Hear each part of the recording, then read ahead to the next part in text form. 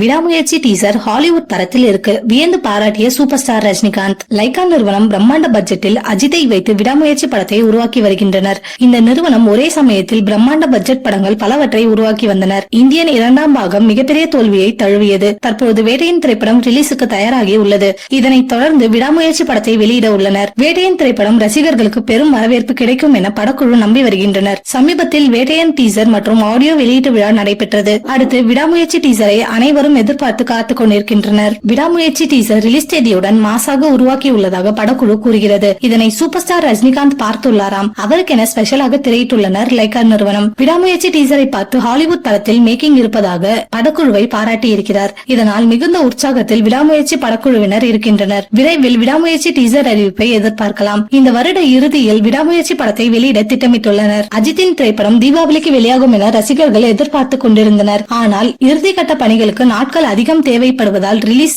December மாதத்திற்கு தள்ளி போய் உள்ளது. இதனால் குட் பேட் அக்லி படத்தின் ரிலீஸ் தேதியையும் ஏப்ரல் மாதத்திற்கு தள்ளி போய் உள்ளதாக கூறப்படுகிறது.